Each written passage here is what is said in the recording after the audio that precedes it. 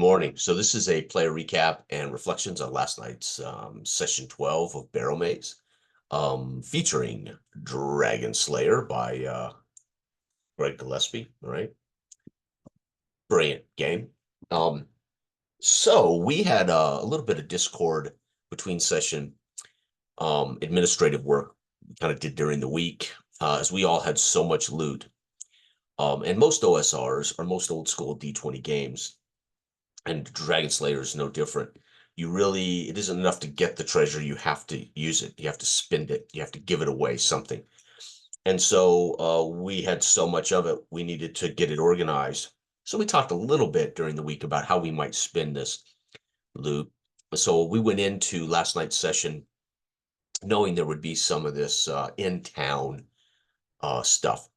And so Vela concerned about a private residence or a common house for our group, kind of like a guild house. However, I'm not, Vela is in no particular experience or mindset of starting a guild. It's more of a shared accommodations where we can store our equipment securely, store our loot securely, those kind of things, and not a shared, like staying at the end, right? Our paladin wanted to build a shrine. Our cleric is also going to build a temple. And then, of course, Nagion, our thief, wants to hire a carpenter or soldiers. A couple of things. So Nagion had a couple ideas. One, he wants to hire, in a way, he wants to employ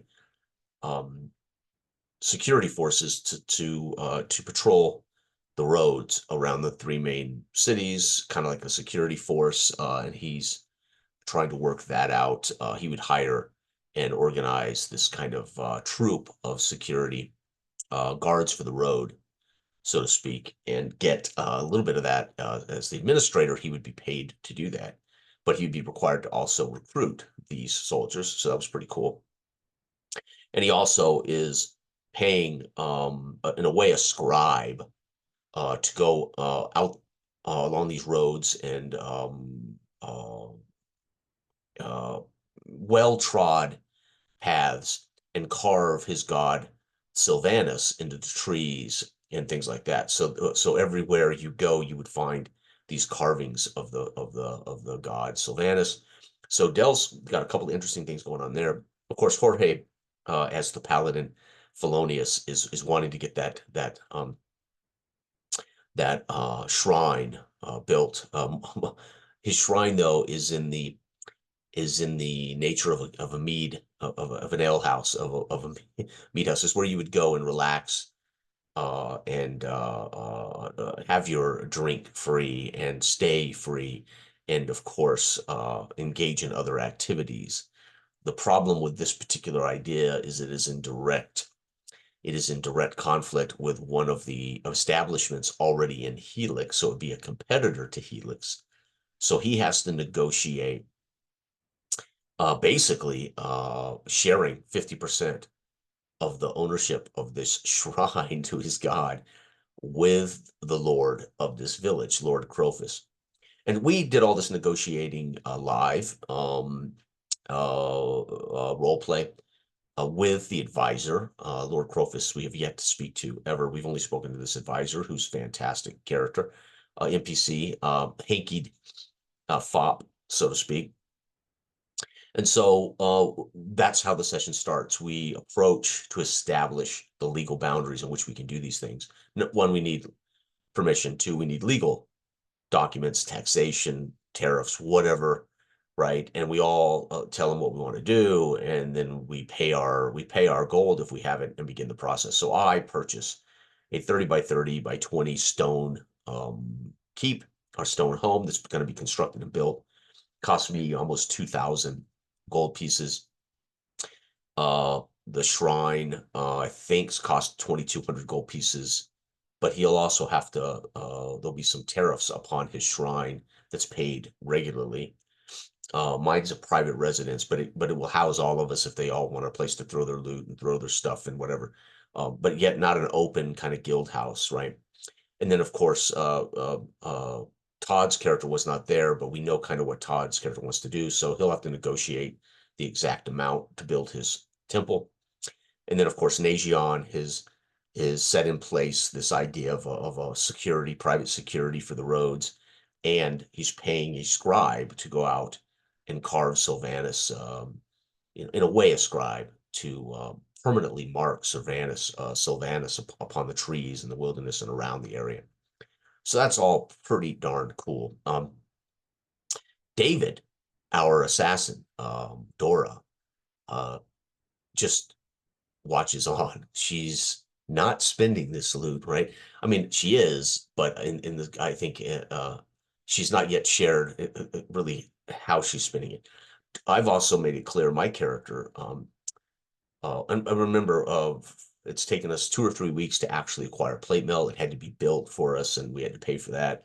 So all of us that are capable are wearing plate mail now. So we're a pretty formidable group, and we also have, I think, 6 hirelings, 4 soldiers, and 2 torchbearers. And all of our soldiers are in chainmail with shields, and they're equipped with missile and melee. We have a formidable entourage, expedition of people now, and many of them have been with us for a while. So we're starting to develop. We're starting to see personalities, and we're starting to develop some of that. So we're really, and again, our ranger is not allowed to hire hirelings, not allowed to own. I don't believe they're allowed to have a building and things. So for him to spend his gold, he spends the gold outfitting all of our hirelings. So he cannot hire them, but he can keep them in plate mail. He can keep them in armor and weapons. So very cool. So that's how Jose's spending much of his loot. He's more than willing to keep acquiring torches and all of our what would you call them? All of our the stuff that runs out, right? Our torches, I'm assuming rations to feed these guys. So he's spending his loot to maintain the expedition, so to speak. And we all have to find ways to spend our loot, right? So I have also made it known that I would give much of my loot to both the temple, Todd's temple, and Jorge's shrine. So I'd be willing after I build my home, I'd be willing to whatever I have left, divide that and help pay for their because we've got to spend this stuff. We got to spend it, so to speak. So probably we still haven't done enough, right? And again, I'm not certain exactly. Again, I have not dived back into Dragon Age or Dragon Slayer and boned up on exactly how much we have to spend to get the XP. So I could be misspeaking here a bit. You could get the XP whether you spend the treasure or not, but I think you get, or maybe you get a bonus or you get more if you spend it. I'm not certain. I have the book right here, but I just haven't been compelled to say how, exactly how do I level up, right? I just know that my character's not going to lug around 8,000 gold pieces, and my character's not going to haul this around, and most likely I'm going to find ways to spend it. So this really the first half of the session was much of this administrative work, getting this worked out. And then we rested the rest of the May, and then the next morning we decided to head back to the Barrowmaze. And the ranger, not unlike myself, we don't like to leave stones unturned, and there's a mound we know is out there that we have yet to look at. So we thought we would head back to the Barrowmaze, but we would take a route that gets us back to that mound, so we could go ahead and deal with that mound. So again, I'm the same way as Jose. I don't like to leave stones unturned, you know. And my character, as a character, I don't really care, but as a player, I tend to like to make sure I've dealt with something. So my character may not be that way, but I'm similar in that sense. Like, wait a minute, I like to know we've knocked this out, right? I like to know we've dealt with this. So we all agree, yep, the ranger will lead us back to this mound. We'll investigate. Well, along the way, we discover another mound we had not seen, and we also see a collapsed, kind of ruined area that maybe once had been a mound that we have not yet looked at. So we circumvent to that because it's closer, and we find that it is a mound. Uh-oh, my computer has been upgrading and it wants to restart. So I'm going to tell it no. Not now. Okay, let's hope that doesn't wreck my. So it just popped up. So hopefully it's been recording okay. I don't know. I was getting an update. Okay. But this mound, as we circumvent it, we look for an entrance. It does not have one. And our torchbearer, Olin, recommends that we hire his family. to excavate it. I've got cousins and siblings and aunts and uncles, and we should hire people to come and begin to excavate this. And the more of us equipped with the right tools, we can dig this mound. We can dig a entrance to this mound for you. And so we all debate it, and we think, okay, yes, but we're not going to hike 4 hours back to Helix to grab your family, to put all of your siblings and cousins and whatever to work. But we will. When we return, we'll naturally, so we tell Olin, listen, when we get back, Owen, I think, when we get back, go ahead and fetch all of your family that you want to give, laborers, and that we can take them back next time, and they can excavate this while we further investigate other areas.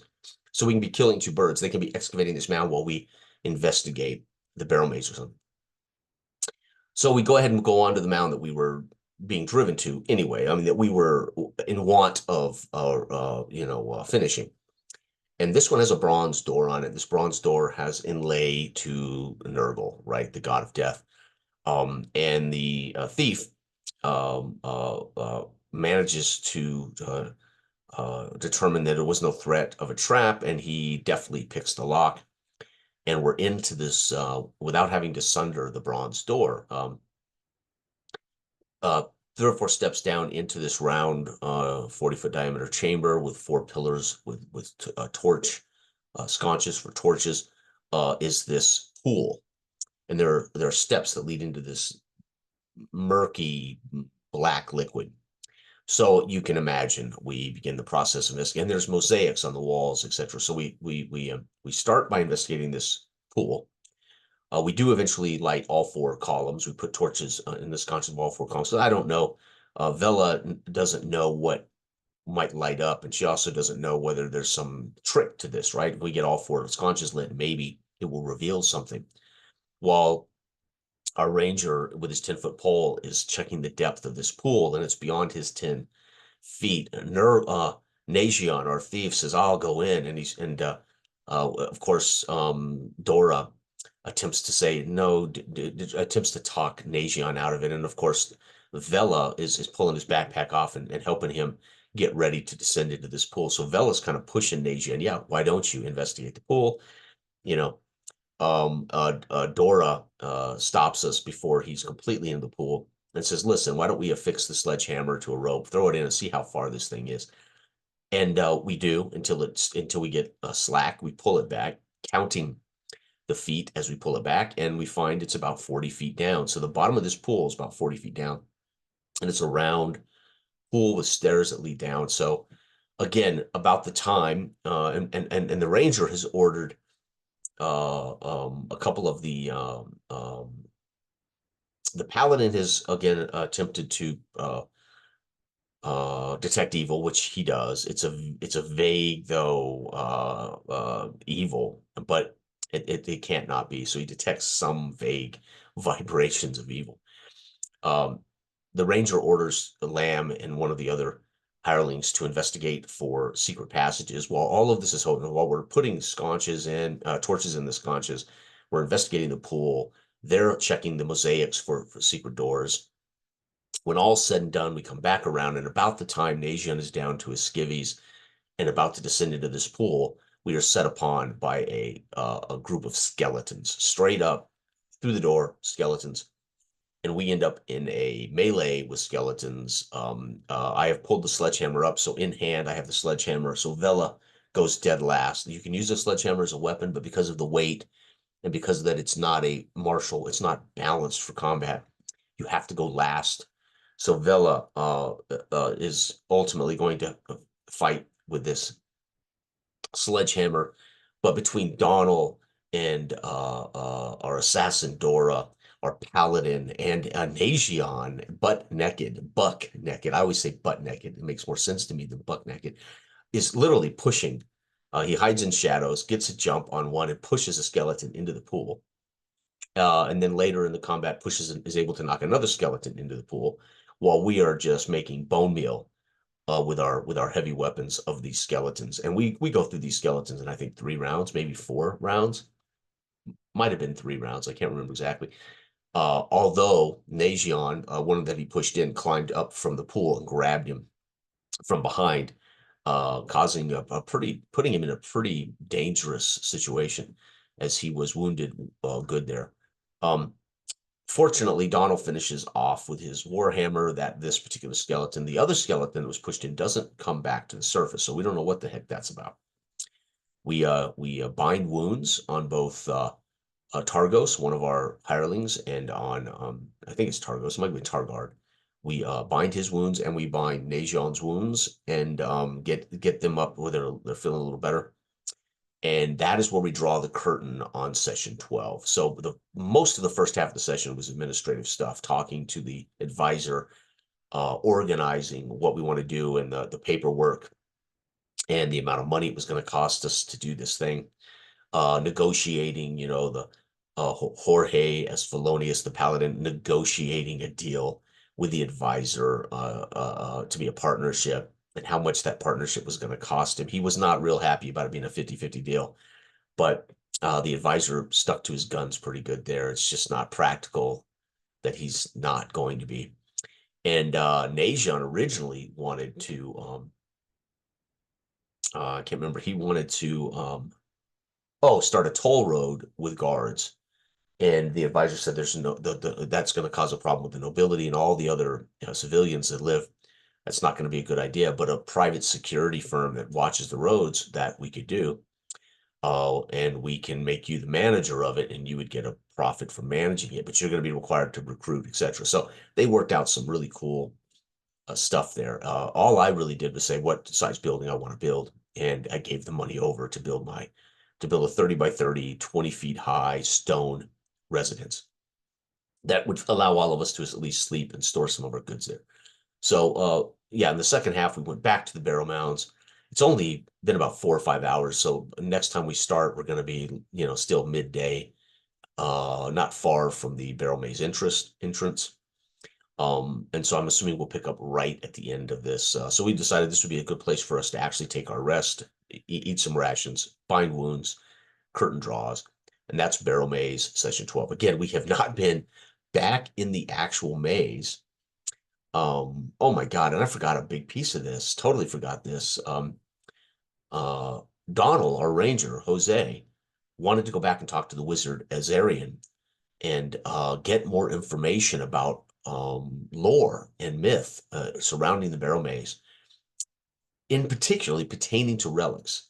And what kind of relics, in particular, weapons, right? So the ranger, we go back to the wizard. We find the wizard's not what he projected himself as last time we saw him.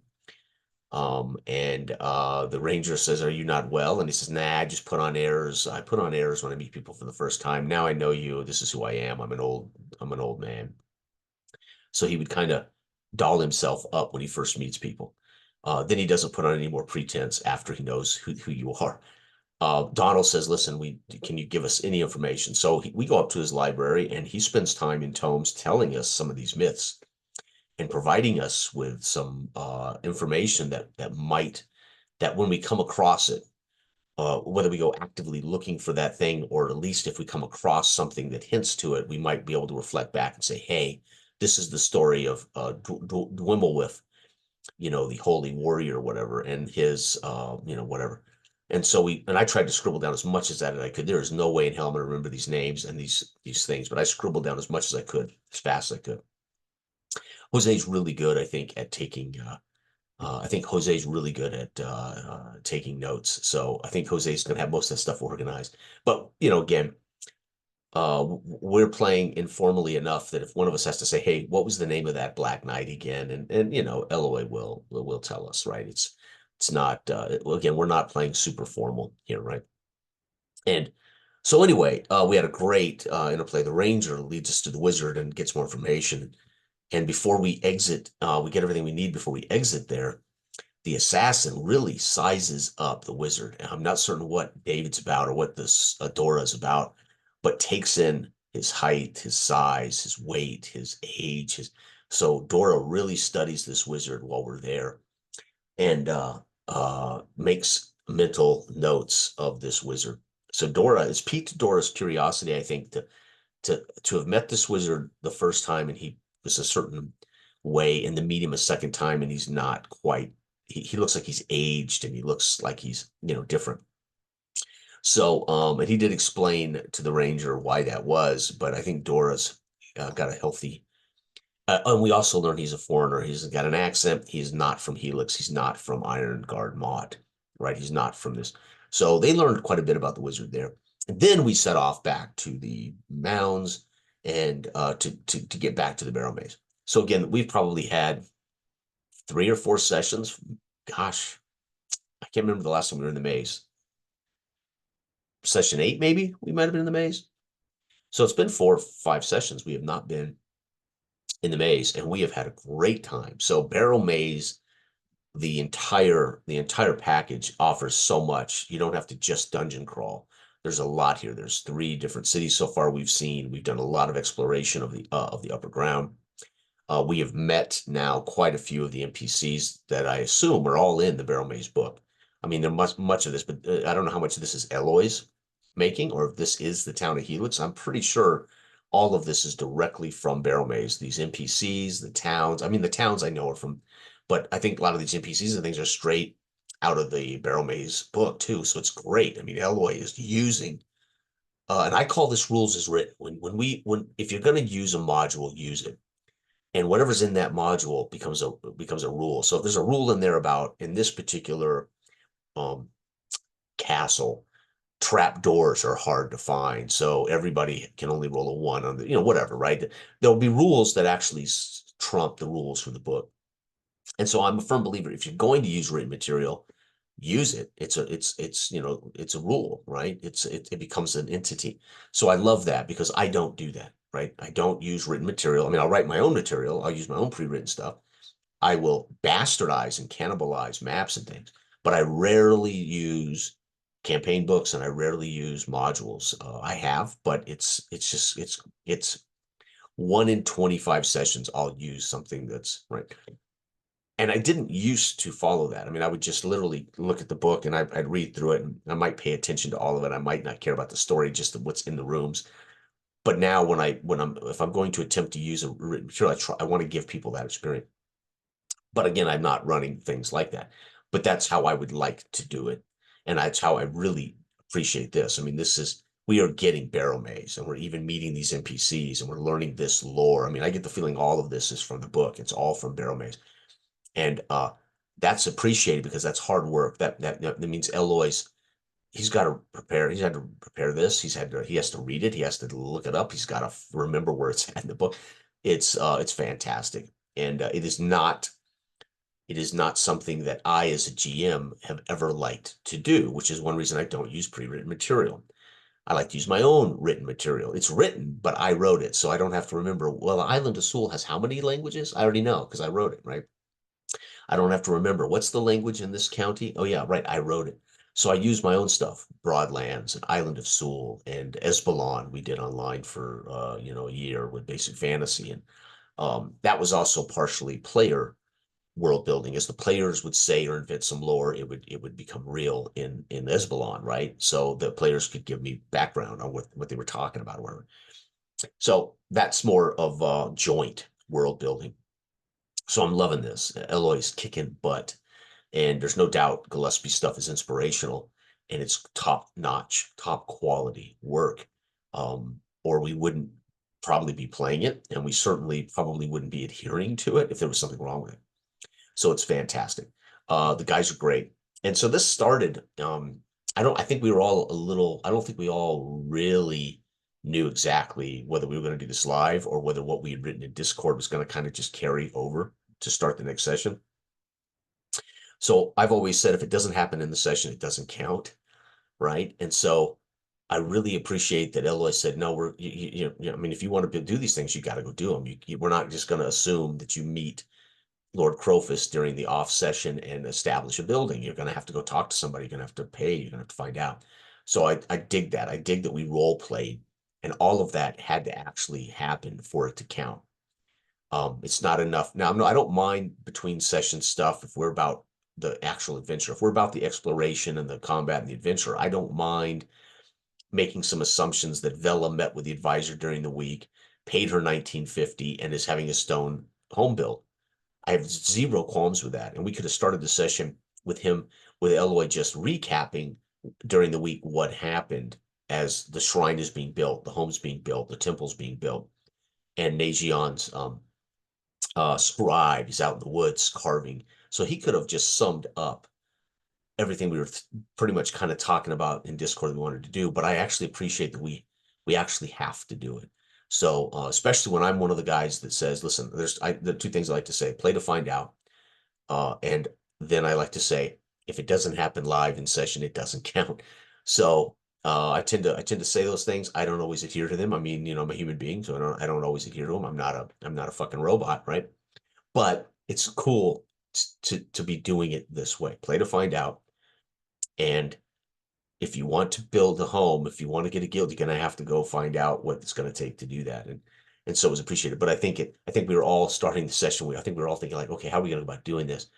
Because I don't think we were really in the mindset, right, at that point, right? And it hit Vela immediately. Oh, I'm gonna have to talk to Lord Crofus, so I'm gonna go root up Lord Crofus because I'm not gonna go find some low level administrator to negotiate with. I'm gonna go find Lord Crofus.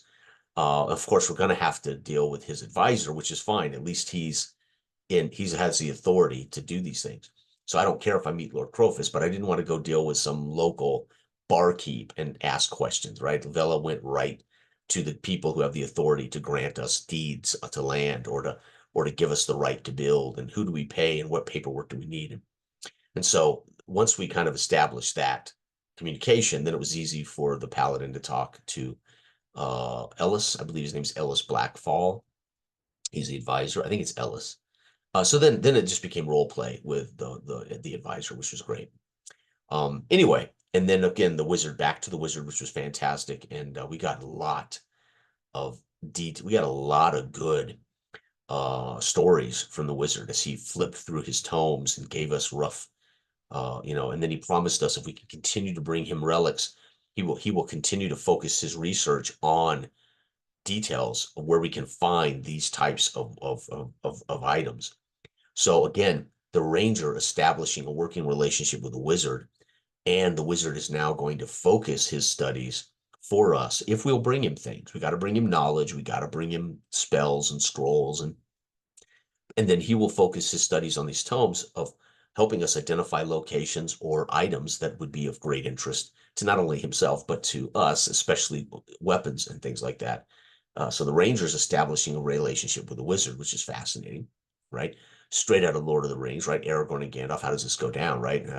This is the story we don't hear. How did young Aragorn meet Gandalf, right? So you can imagine 150 years later, Aragorn, fighting alongside Gandalf to end the dangers, right? So these can also be, in a way, the origin of these characters if this was a backstory, so to speak. So that's cool. And of course, we're all meeting this advisor multiple times now, and it's great fun. I mean, Eloy is handling this perfectly, and we're developing this world building, right? World building.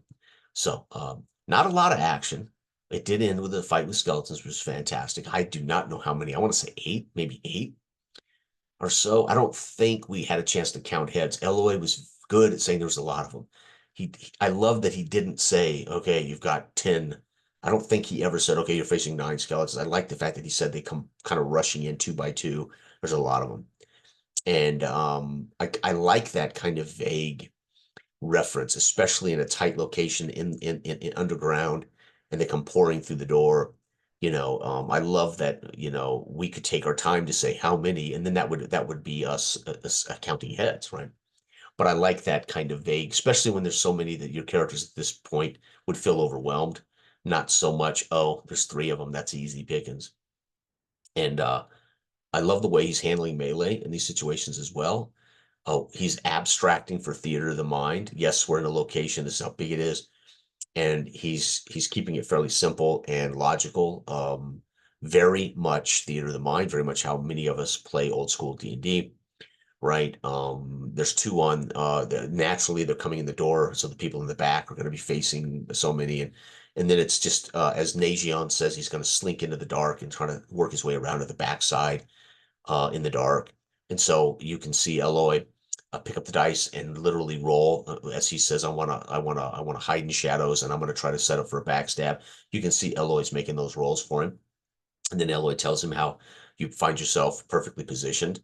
So he makes the roll with a bonus and pushes the skeleton into the. And I love how Dell says, "Hey, I just want to push this thing into the pool," and it's very simple. If you make the hit, you'll get what you want here with the skeleton, especially from the darkness as a backstab. So no damage was done to the skeleton, but he got what he wanted. Skeleton was just deposited in the pool. It's perfect GMing theater of the mind for this old school D20 style. If we were using maps and minis, different ball game, right? Because you would see, and I could position my guy, and Dell could try to position his character. But for especially theater of the mind online play like this abstract kind of combat that's commonsensical has always worked for me. But I've been doing it since I was a kid, so this is like it's it's very much completely normal for me. It's how I grew up. It's how I've GM'd almost 90% of my gaming theater of the mind abstract combat. And the reality is I feel right at home with this, and I can keep track. It's not that complicated to keep track. And here's the thing. If you're not quite right, it's a very simple question. Am I facing two skeletons? Did you say I was facing two skeletons? And the GM just clarifies that information. Yes, right? Yeah, there are two on you, Vela, right? Nothing wrong with that kind of gaming. Nothing wrong with that kind of casual, informal theater of the mind, abstract, melee chaos. It's chaos. And I prefer it because when we're on a map and grid, I don't ever see map and grid as chaos. There might be a lot of figures on the board, but it's not chaotic for me when I know, okay, I can't move there, I can move there, I can't.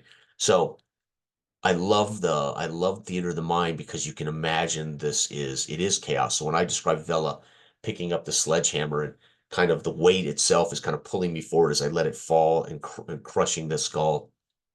And then I pick it up and swing it, and the weight of it kind of drags me around the room, killing skeletons as the weight of the hammer just cuts them in two, right? As I'm barking kind of signals to Donna, watch out, because I have no control of this thing, as I'm wielding this sledgehammer that's pulling Vela around the room. By its sheer weight and momentum of trying to swing it and kill every skeleton I can with this hammer. And so I love that we can describe that. And if I hit, we get the results. If I kill one, I get to keep describing how I'm using the momentum of this hammer to aim at the next one, right? This is theater of the mind. It's how I've been playing since I was a kid. It's how I like to play. It's how I love to GM these old games. And we don't get too bogged down in the minutia of administrative procedural combat. We still follow the procedure: surprise, roll initiative, are we in melee, missile, etc. Right? If there's a magic user, he didn't have to worry about magic because none of us are using magic, so there's not even a conversation who's casting a spell here, right? And it's just flawless. It's perfect. Um, and I can't say enough about Dragon Slayer. I will say Eloy has done the smart thing, and he is supplementing this construction and economy with Axe, and I love Axe. ACKS. I can't remember. It's Crown and King. I can't remember the name of but I had the first edition, and the thing I loved about that book was all the detail and depth, especially all of the detail and depth about currency and money and what it costs to stay at an inn and what it costs to eat this and what's on a menu and the whole economy in Axe is amazing. And this construction and these plans and the amount of money it's going to cost us, counts for labor and resources and everything. It's one fee. This is what it's going to cost. And so Eloy's using that as a supplement for Dragon Slayer, and I have no problem with that. It's an OSR. It's all going to fit into this world because it's the economy of the treasure, the gold, the platinum pieces, whatever, and it gives him a frame of reference as opposed to just making up stuff, right? And particularly because and we could just say, listen, it's going to cost you 2,500 gold to build what you want to build, and that's fine. It wouldn't matter. But then later, if we want to build something else that's bigger and we haven't tracked it, right? It might be, oh yeah, it's 1,500 gold. And like, wait a minute, I built a little home for 2,500. Why is this cheaper? So it's just nice to have an understanding of what those things are going to mean. And it's really not, it doesn't really matter to us. We'll do whatever the GM says. If the GM says, hey, this is going to cost you 4,000 gold, I'll go, oof, okay, well, I've got it or I don't have it. But I think it helps. It's good. They're great tools for the GM. That's what matters. He doesn't have to try to then quickly write down notes of what he's going to charge for all this stuff. He's got it in a book and he can just follow it. So they're really great tools for the GM. The players and as characters don't really care. If the book tells us what it costs or the GM makes up an economic system, the players are going to usually abide by that, unless they start feeling like, wait a minute, you only charged him 1,000 for a giant shrine. You charged me, 3,000 for a house. Then there might be problems where the players feel like, something's not straight. But anyway, it was another great session. And again, as a player, I'm getting a chance on this side of the table to experience all this more so than I have ever, especially something like this. Now I'm level 4. I don't think I've ever been level 4 as a player in my history in old D20. So already I have a character that's at level 4 that I have never ever experienced. And I'm already building a stone home that I, as a player, have never had that luxury of doing. Right. I've actually have enough treasure that I can begin to establish some roots kind of thing. So these are all experiences that I'm grateful for and I'm enjoying the hell out of. So, and it doesn't hurt that if we just were dungeon crawling and all this other stuff was done administratively between session, I'm spending money to build a home and we're right back on the ground in the Barrowmaze, I would have no problem with that because I like dungeon crawling. I love D20 combat. I love whether it's with maps and minis or it's theater of the mind abstract. I prefer abstract because I don't really care how tactical it can get. However, if we were using Roll20 with maps and minis, I would engage it and enjoy listen, D20 combat is D20 combat, right? So I'm okay with that, whether we get down to the nitty-gritty of movement, etc., or whether we are hand waving much of that minutia, right? So fantastic. Anyway, I want to thank all the guys again. Another great session. Hopefully this is informative and hopefully people get an idea of what Barrowmaze is. However, we haven't been in the actual Barrowmaze for 4 or 5 sessions. So, all right, everybody, have a great week. Bye.